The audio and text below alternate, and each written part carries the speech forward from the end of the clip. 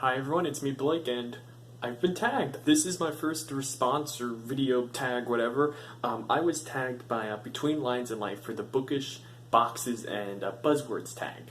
This tag was originally created by Lizzefayelovesbooks, and the idea behind the tag is, what are some of the check boxes and the buzzwords and the things you look for in a book to know if you want to read it or not? And so yeah, here we go. I got a whole list of the questions, and let's do this. What is your go-to genre and favorite type of book? My go-to genre, I don't really think I have one because I kind of read a little bit of everything. I like it when a book mixes genres and it's a combination of different things. It's kind of a fusion because that's interesting to see what an author can do with different kinds of types of story and how they can use, like, sci-fi and comedy to complement each other and create a more dynamic story, rather if they just used one of those genres. Because when they do this effectively and they do it well, it's really cool because it's kind of like you're getting two stories for the price of one, and they will always be able to show things that the one genre by itself wouldn't be able to do. You can do stuff in sci-fi that you can't do with comedy. You can do stuff in comedy you can't do with sci-fi. You can do stuff with sci-fi and comedy you can't do with either of them. A good example of this is Stephen King's Dark Tower series. It's a combination of like every genre. It's a little bit of everything, and I love it. Question number 2. What are some retellings that you are drawn to? For this question, I had a bit of trouble because I can't really think of any specific story archetype that I'm really drawn to all the time. And I think what it means by retelling is type of story, not archetype, sorry. But the thing that I always love reading about is I kind of love it when it's like a retired hero kind of going back into action or having to do like one last job or something. I like that stuff because you can always create this element of they kind of don't know what they're doing, they're out of their game, there's always a present danger to it all, and something about it just draws me to it. I'm not sure what.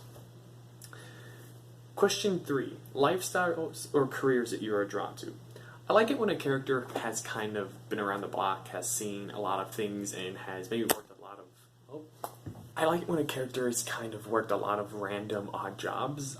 Something about that is cool because the authors have some freedom in what they can say the character has experienced and what their skill sets are and what they can do, but also I love seeing what the author can come up with and what the character has been through and all the random stuff that might have happened to them.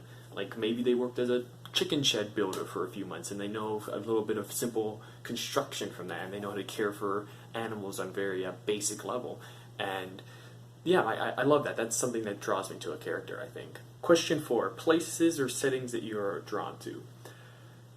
It's a bit of a cheat answer because it's the same as one. I like it when a setting is a fusion. Maybe it's a little bit of Western, but also it's a little bit of fantasy at the same time. That stuff is really cool because, the world we live in is 1,000 different places, and I like seeing a book kind of reflect that, and I also like seeing the extreme nature of those two places kind of displayed in a medium, so that's fun to see.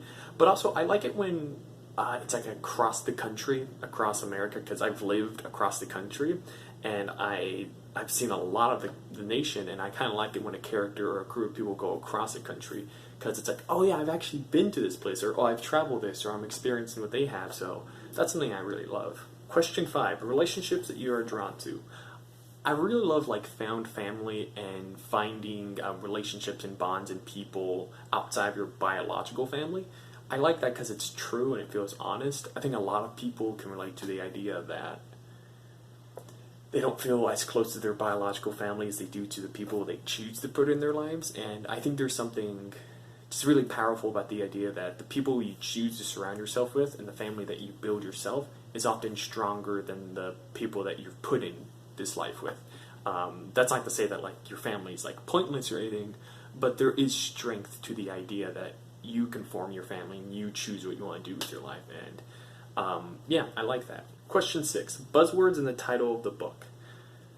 I can't really think of any because, a lot of the books have different types of titles that I love. I guess one of the ideas that I don't like, it's like something that draws me away from a book, is when a title seems to be taking itself too seriously, or is like one word or something like that, like Awakened, or Justice, or the Malcolm. I couldn't think of a word, so Malcolm is the title. And what I mean by a title taking itself seriously is, I don't like it when a book seems to think that it's the most important 400 pages that you're ever going to read in your life, because honestly, it's not. It's not the most important 400 pages I'm ever going to read. I have thousands of other pages to read before you, and I don't want to be miserable while reading the entire book. If your title makes me think that I'm going to be miserable the whole time, I'm sorry, I'm going to judge the book by the cover, and I'm not going to read it. I know that's probably a crime to say here on BookTube, but yeah, I judge books by the cover. Speaking of which, question 7, things on book covers that you are drawn to. I can't really think of anything specific, because I mean, a lot of the books I love have different types of covers, but one thing that will like get me to look at a book and stop and make me look at it if I'm like buying them is I like minimalism or very basic color structures or kind of artsy kind of covers. Like, I hate it when a book, there's a difference between a simple book cover and a minimalistic and kind of artsy book cover.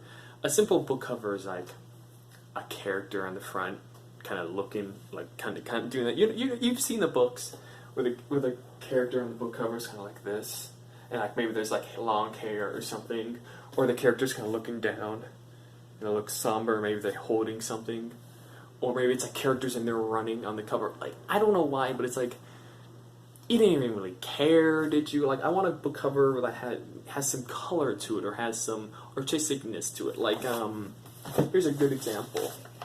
Six of Crows, which I read recently. I'm planning on reviewing soon. Really fun book, and I love the cover of this book. It uses 3 colors: black, white, gray. It has a crow's feather, and it has a little bit of red for the, some of the description down here.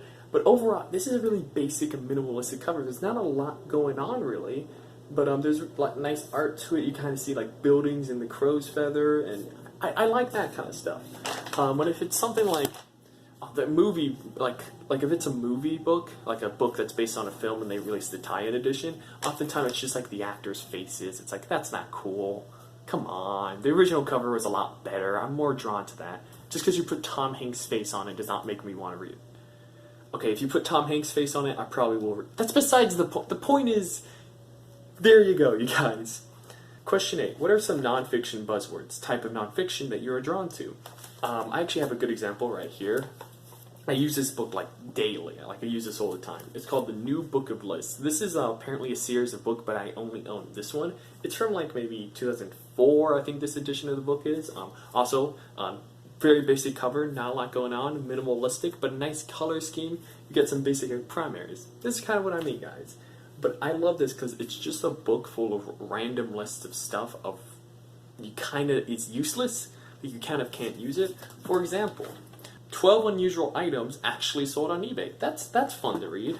19 possible explorers of America before Columbus. Maximum record lifespan of 58 animals. 10 most intelligent breeds of dogs. Gene Kelly's 11 greatest dancers. 41 famous writers who worked for the movies. Just stuff like that. I love it because it's full of just seemingly useless information, but whenever I'm writing or I need inspiration or I just want to read something kind of not really that important, just something I can quickly digest. You guys know what I mean when I'm talking about reading. You guys are readers. You get what I mean when I say digest.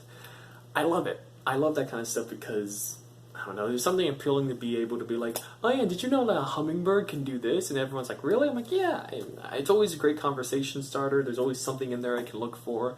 And endless inspiration and ideas that I can use for whenever I'm writing and stuff like that. So I love that book. And books like that. Question 9. Medical or physical conditions of characters. I can't really think of any, but I like it when an author will give the characters some sort of physical or medical condition because, 1, more representation, and that's always a good thing. And 2, it creates an interesting challenge for the character and the writer. Like Rick Grimes in the Walking Dead comic book has his hand cut off within the first, I think, 30 issues, and that's like well over 100. I think it's over 150. I'm not sure what the issue number is. But since then, he's had to deal with having only one hand and surviving the zombie apocalypse, fighting and shooting and stuff with only one hand. And it's always this danger that he has to experience. And he's always like, okay, well, if I get in like a fist fight with someone, I only have the one fist and then I have my other arm. And I like that. I do because it's something new. Most characters won't have a physical or medical problem. that's actually prevalent and actually affects what they do. So yeah, I like that stuff. Question 10. Time of year or time in history or just time setting that you're drawn to. I don't know, I like the kind of late industrial era, maybe early turn of the century, so like 95 to like 1925. You can do a lot of cool stuff with that, like in westerns, because it's that kind of the death of the old landscape in the Wild West and that old style of living, and it's slowly creeping away, and then you have this progression of new technology coming the other way. And I love that stuff because it's those two worlds interacting with each other, and the two worlds dying but birthing at the same time, and there's something really cool about that. I don't know what. But yeah, it works really well for westerns, and when a western is in that setting, I love it. Then there's a couple of bonus questions here at the end. Bonus question 1. Any other boxes or buzzwords that draw you to a book? I like it when a story or a book challenges the medium and is pushing storytelling and novels to their limit. I like that because it's showing off what books and novels can do that other mediums just can't do. A lot of people who see novels as just like, oh, you can just make that into a movie, right? But there are some books out there where adapting it into a movie is difficult because it was designed for the page. House of Leaves, which I read this year, was designed to be a printed novel. You can read it on Kindle, but its intention is to be a book. There's certain elements of that book you can't have when you have it as a Kindle edition. The actual weight and the pages that you feel are part of the experience reading it. It's really complicated to explain.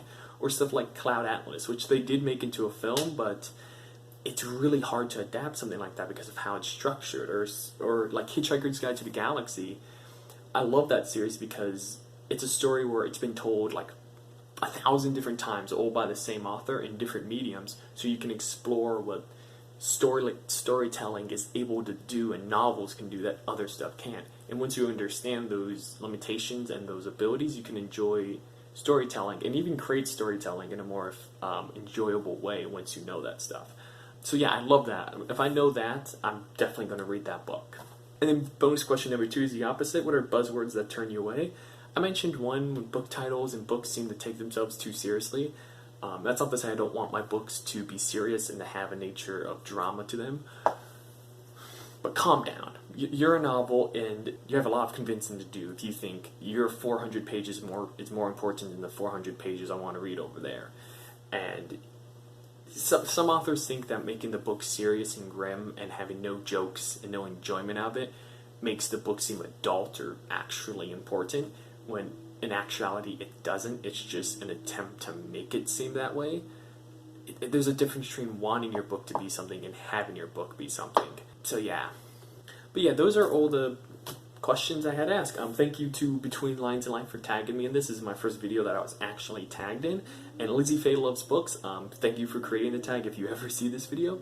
But if you guys want, I'll link to both of their channels below and the videos that they made, the one that Between Lines and Life made, and then Lizzie Faye. I'll link to those videos because you should definitely check them out. They make fun content. So yeah, and so I have to tag someone at the end of this video. And I was thinking, I'm still a small channel, I don't have a huge amount of subscribers, and I was trying to think like, well, I could tag a few people that I've kind of interacted with a little bit here on Booktube, and tag just, the couple of, like, I don't want to say friends, but a couple of the people that I'm familiar with at this point. But I felt like, I don't feel like that's enough people, and I felt bad. I was like, you know what I'm going to do? I am going to tag a few specific people.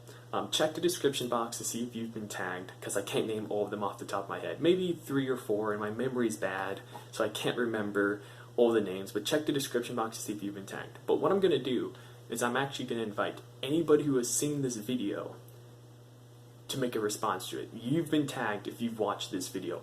I figure chance that someone might want to make this even if they haven't been tagged, so please go ahead if you've seen this video. But also, there are a couple of people who I really would love to see their answers and their stuff to this. So yeah, thank you guys so much for watching. I can't wait to see other people's response to this. I think it's a pretty fun tag. And once again, thanks to Between Lines and Life for tagging me in this and giving me this opportunity. It's fun. But yeah, this video is too long. I gotta wrap it up. Thank you for watching, and I'll see you all in the next one. Bye.